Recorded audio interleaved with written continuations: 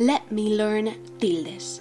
Today we are going to talk about the accents that you find on Spanish words. The first thing is knowing that before you can learn how to place an accent, you have to know how to pronounce a word. So let's take the word corazón, for example, which means heart. Do you say corazón? Do you say corazón? Or do you say corazón?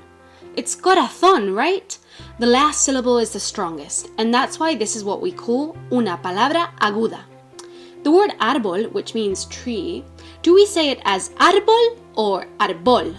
We say árbol. The strongest syllable is the second to the last, and that's why it is una palabra llana.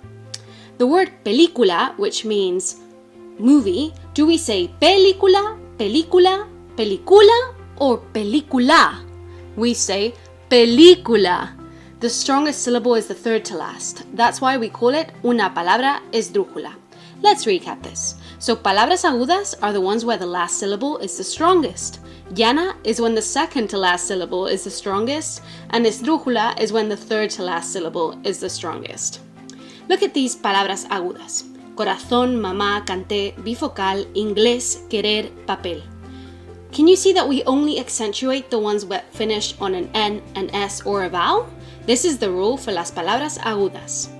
Then we go on to las palabras llanas, like fútbol, árbol, sombrero, bosque, azúcar, cocina, lápiz.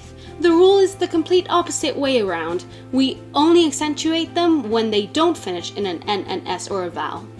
And then we can see las palabras esdrújulas, like médico, teléfono, música, sílaba, cámara, película.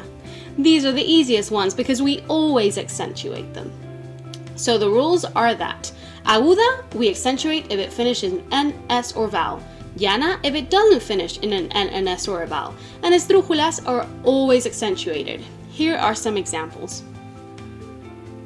Something that we do have to consider is that monosyllables are never accentuated, except in these 8 cases that you're seeing, and only when they mean what it says on the screen. So download the worksheet to get more information about this.